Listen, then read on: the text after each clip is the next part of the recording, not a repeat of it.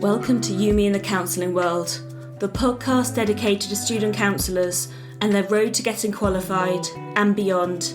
Today, I'm back with an episode talking about how we thrive on our placements. I'm going to give you some top tips. Welcome back.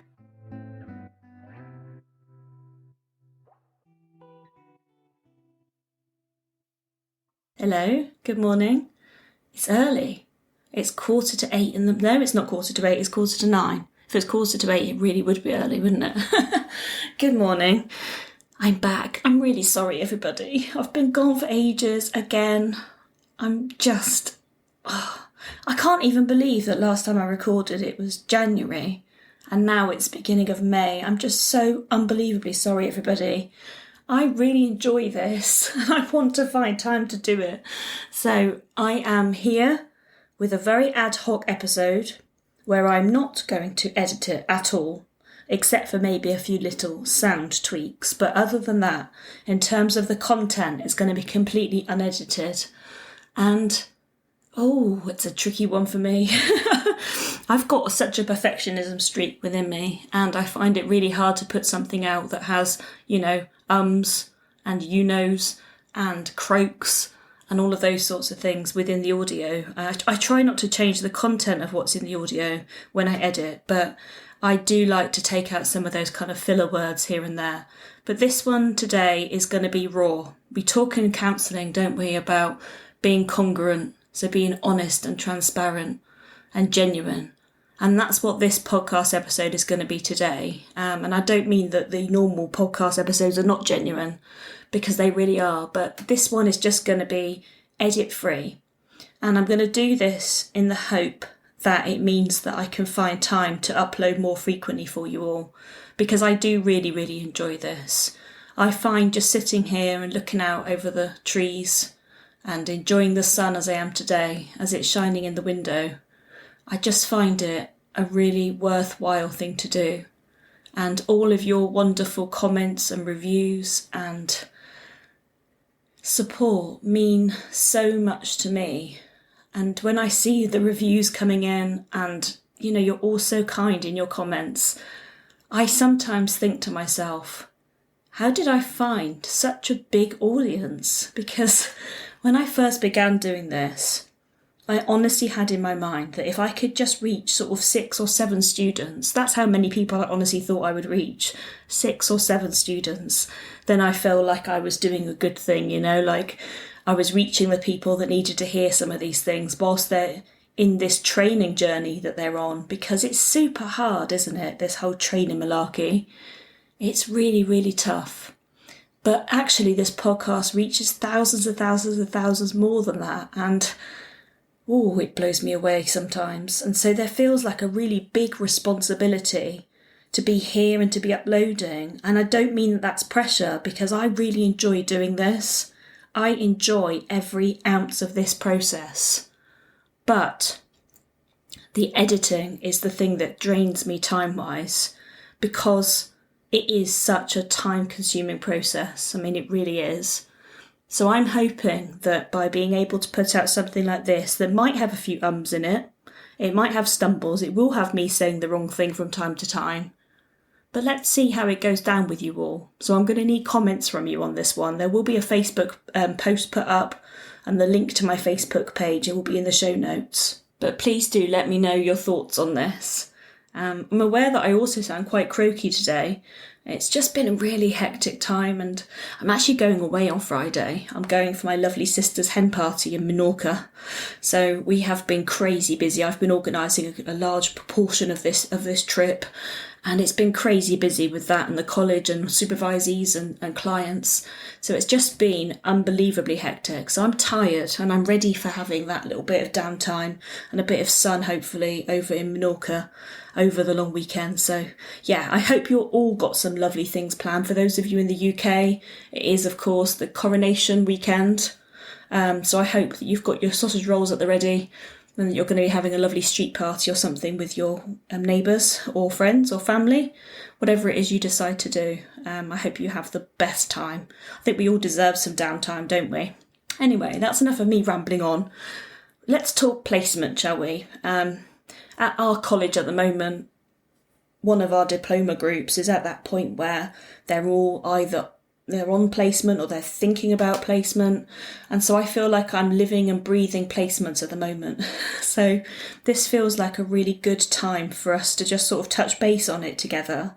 And I guess for me to give you some of my thoughts and tips, because I've worked for quite a long time now with supervisees that are in training. And also, of course, through the college, I'm constantly looking at students and how they are getting ready for placement. And I know the little mistakes that people make along the way. I know the big mistakes that people make along the way too. So I want to share some of this with you in the hope that it will resource you. So in front of me, I've got a little list, which I don't normally do. I don't normally have a list, but today I've got one because it's what I'm kind of hoping is that by having a little list, it will keep me on the straight and narrow, and we'll be able to talk openly about the topics I've got written down here, but hopefully without creating too many ums or oohs. Probably not oohs, probably just ums. So, right, the first thing that I want to talk about is finding a placement that aligns with your values and how you work. So what do we mean by that? There's no point going on a placement that is pure CBT if you're a pure person-centred therapist, because you're not going to get the experience that you're looking for. You're not also going to get the best out of that experience. And if you hate CBT and they are a CBT organisation, then it probably isn't the best placement for you. So finding a place that understands how you work, they value how you work, and it aligns with your values in terms of what you believe in for therapy, for your clients, for society. Sometimes the organisations have something that just really clicks with us in terms of what they're trying to achieve. And I think that's really important to know. Yeah, that's what it is. We need to know that everything aligns. So they've got our back, they've really got us when we're there on placement, and they really understand how we work, and we really understand how they work. So find somewhere that aligns with your values. It might take you a bit longer to find somewhere, but that's okay, because so much of this learning experience and our learning and our growth comes from being on this placement. It's where everything that you've learnt in class now falls into place for you. And I think that's really important and really kind of special. So that's the first bit that I wanted to touch base on. The next thing is, from the very beginning of your placement, be really upfront about any paperwork that you need your placement to complete. Most training providers will ask that you have some form of report, usually what's called a 100-hour report, which is done at the very end of your placement once you've completed your 100 hours. Some organisations or some training providers will ask for more than 100 hours. So it's whatever your course is asking for. You need to be upfront with your placement about that and say that I will need this paperwork from you. Please, can you do this? So it's about, being upfront, talking to them about it, find out how much notice they need to write the reports. There's absolutely no point at all in getting to the end of your placement hours, hitting 100 hours, and then saying to them, I need you to do my report now and I need it in by tomorrow, because they're just not going to do that for you. You need to ask them how much notice. Some actually say they need 6 weeks to write these reports, which is quite lengthy when you want to get on and get your qualifications. So just preempt it a little bit and have an awareness of how many hours you've done. Maybe when you get it to, maybe 90 hours done, perhaps you could start to have a conversation with them and say, I'm getting quite close now to these reports needing to be done, and just start to preempt it a little bit. Have a conversation with them, We're in the world of counselling here, and it's all about talking. Yet it seems to be that when a placement comes along, people lose the ability to talk to their provider, so to the placement provider, they lose the ability to talk to them. And it's really interesting. They sort of feel like they can't ask for anything, or they feel like they mustn't rock the boat, But actually, it's much better to be honest about what you need, because that way you'll get your needs met a little bit better. Usually when you're on placement, you will also have some paperwork to do at the very beginning of your placement. Usually it's like an agreement between you and the placement provider, or maybe you, the placement provider, and the college. So there might be some agreements. It depends on the qualification that you're doing, but there's usually some form of agreement that the placement organisation has to be able to sign. And I would suggest doing that at the very beginning. Just get it done before you begin the placement, and then you know that you've got that paperwork under your belt already. And just keep it safe once you've got it, especially if it's hard copies. Just have somewhere really, really safe. And not the sort of safe where you put it away and you forget where it is, not that sort of safe, but somewhere that you can access, like a folder or a system somewhere. And I would also suggest, if you've got a hard copy of something, taking a photo of it as well, and then backing it up on, onto your iCloud or whatever, so that you've got it safe. That's really, really important. The next thing that I think is really important is sort of crossing the T's and dotting the I's at the beginning. So checking with your placement provider, do you provide supervision? That's a real big subject, and I've done an episode on that already about why it might be better sometimes to pay for your own supervision. So I've done a big episode on that, so that's worth listening to if you've not yet heard it. Check with your placement whether or not they require membership to the BACP or NCS, and whether they've got a particular favourite there that they would prefer. There's no point in going to register with BACP and then finding out that your placement provider wants NCS. It's just going to cost you double the membership fees. So try to be, again, upfront in asking those sorts of questions. And one of the most important things that people often forget is about insurance. We don't want to be practicing uninsured, so always check that they're going to provide you with some insurance. If they don't, then you will need to get your own, and that's a really, really easy process actually. It's not too difficult to do that, but you need to check that with your placement provider. Am I covered for my kind of professional liability insurance? So you need to check that. It's very, very important. So now it's on to the thing that I think is one of the most important things in terms of making this placement as smooth running as possible.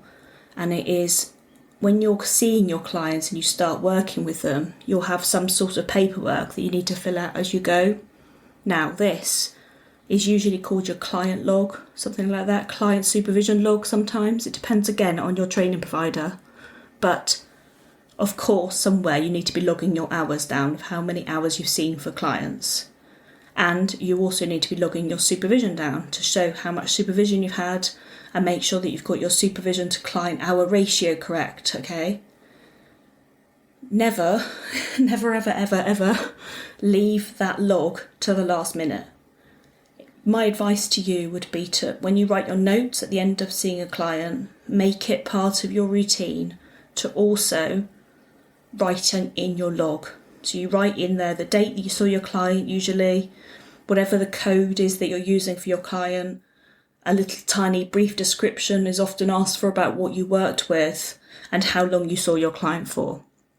If you just fill that in, it'll probably take you about 30 seconds, but it is absolutely worth it, because I have seen supervisees before that haven't done that process as they've gone along. And it doesn't half create a fiasco. You might think to yourself, well, I know in my diary who I've seen and when I've seen them, but going back through 100 hours worth of clients to try and actually put all of the details in can be really, really difficult, and not something that I would recommend or relish. It's not a fun thing to have to do, actually, and it can take a really long time. Not to mention the fact that often your supervisor will need to sign off every time you've had supervision. So again, don't leave all that to the last minute. If you're seeing your supervisor remotely, then from time to time, see whether you can meet them face to face if possible, so that they can sign off for you. I think, like lots of things in life, it's about just being really kind of organised, I guess, and not procrastinating and putting things off, but just being really aware of, I need to get that done, because I think it feels really easy to think to yourself, oh, well, I could just go through my diary, I know what I've done, I'll remember. But when you've done 100 or so hours, if not more sometimes, it can be really, really difficult. It's a lot to put into a log. Whereas if you fill it in every time you see a client, probably take you 30 seconds at a time, but by the end you'll have a nice, accurate, neat and tidy log. I think that's my biggest tip of all time, if I'm honest with you. I think if you take nothing else away from today's episode, just make that your key point here, right? You've been told and warned. No judgment from me here. It's absolute unconditional positive regard. Unless one of my supervisees comes in and they've done that, right? So, yeah, just bear it in mind. It's really, really important. So the next thing that I wanted to sort of touch base on is think about how much remote work you are entitled or permitted to do with your placement as far as your course provider is concerned. So sometimes over the COVID pandemic, lots of, see, I'm doing it now, I'm stumbling. I stumbled over my words. Sorry, guys. Lots of colleges were able to allow their students to do all of their placement hours by remote, so by Zoom or by phone, because obviously the pandemic put a stop to everything.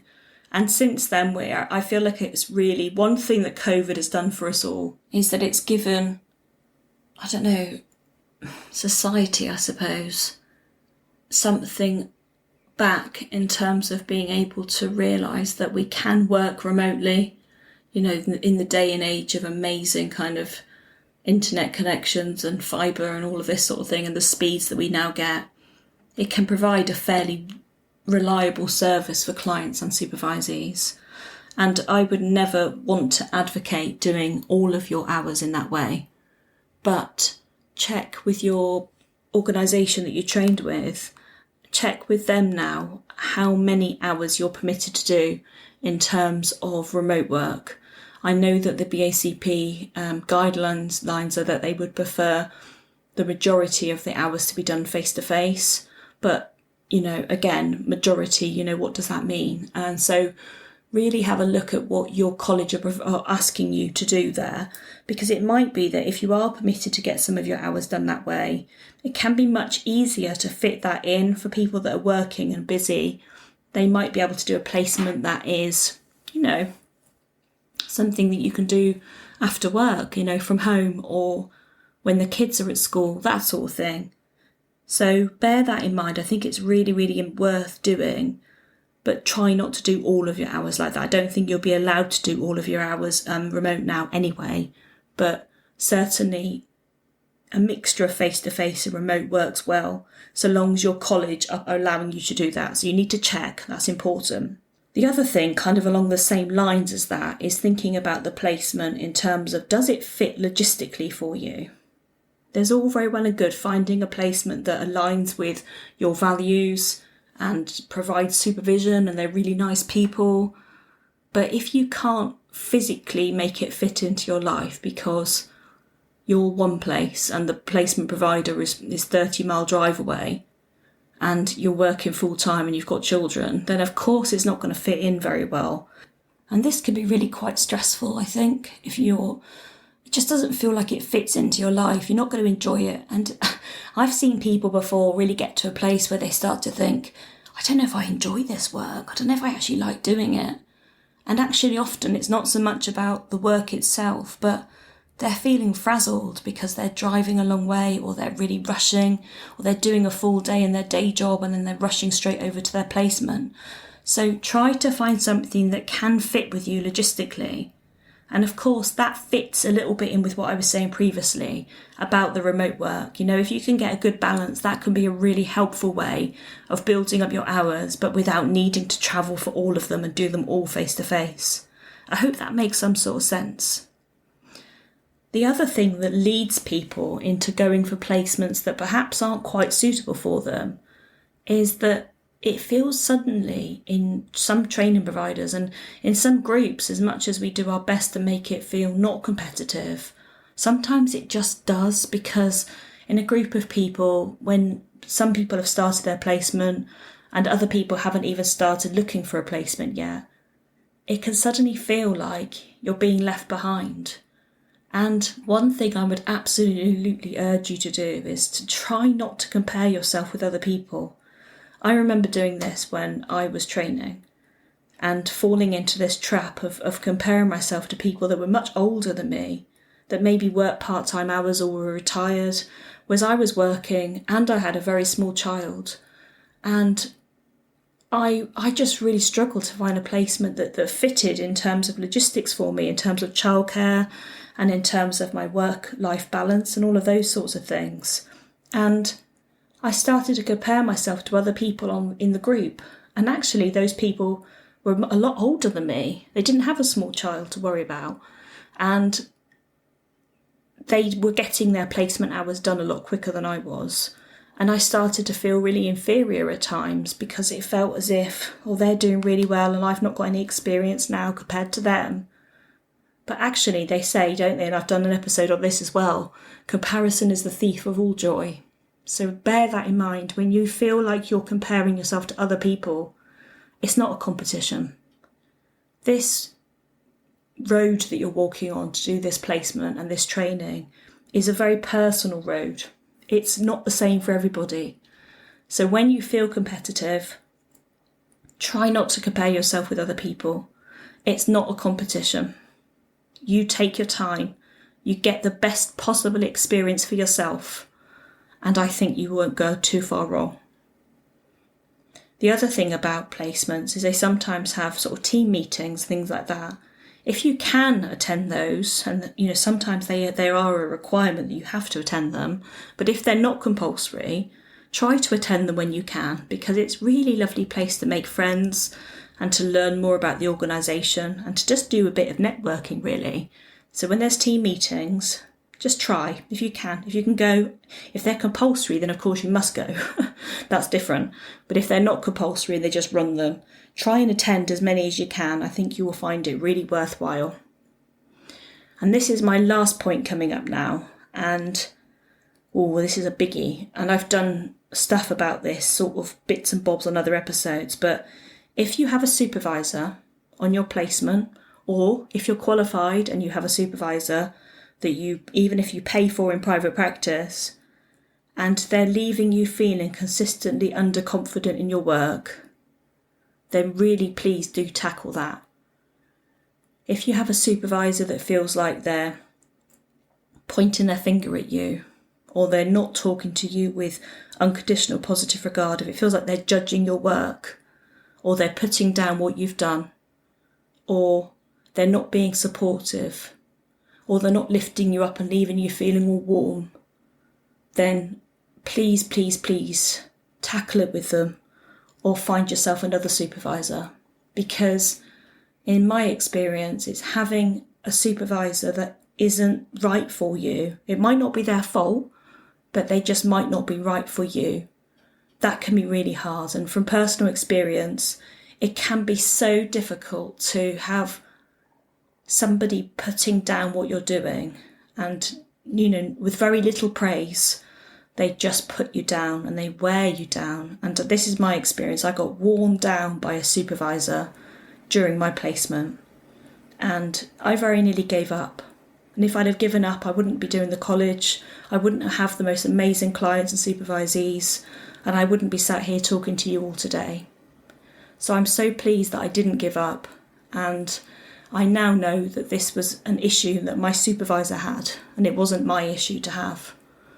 But if you are struggling with something where a supervisor isn't lifting you up, is leaving you feeling as if you're doing a bad job all of the time, then just know that that probably isn't you. That's probably much more about them. And it's something for you to think about tackling. Go to speak to your tutors, speak to the supervisor themselves, or take it to personal therapy.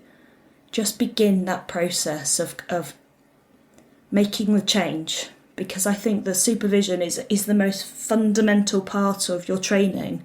Aside from the training itself and the placement, the supervision provides a really important kind of point on the triangle, I suppose. If you think about the college, the placement and supervision in a triangle, then supervision provides a really big part of your learning and your training. And if you have a supervisor that's leaving you feeling, for whatever reason, that you're doing a bad job or that you're not getting it, then you need to really review that within yourself. I hope that makes sense. I'm going to get off my soapbox now, but that one that's really important, and I'm really, really passionate about that. And as I think you could probably hear just from having had personal experience and knowing other people that have had personal experience with this too. So I've done, well, nearly 25 minutes of hopefully something that made some kind of coherent sense without hopefully the need to edit this. I'm gonna stick to it. I'm not going to edit it, guys. So on my Facebook page, I'm going to put a link of some sort to this episode, and it's what I require, if possible, is for you to let me know what you thought about this unedited version. I don't mind what the response is. I think that I want you to be honest about it and let me know what you think, and we'll go from there, right? And if enough people say that they're happy with this, then maybe I can do it this way and do more episodes, because sitting down for 25 minutes and doing something and getting some good content out for you is a lot better than sitting down for 25 minutes and spending 3 hours editing it. So if we can do this and make it work, then I think I'll be really, really happy. And we can make this happen way more often then. So let me know your thoughts. So I'm going to sign off for today. I'm going to hopefully you enjoy the best ever week and have a lovely weekend. And I will look forward to seeing you soon. If you feel like you would like to leave me a review, please pop on and do that for me on whichever platform you prefer to listen on. And until next time, take care of yourselves. Bye-bye.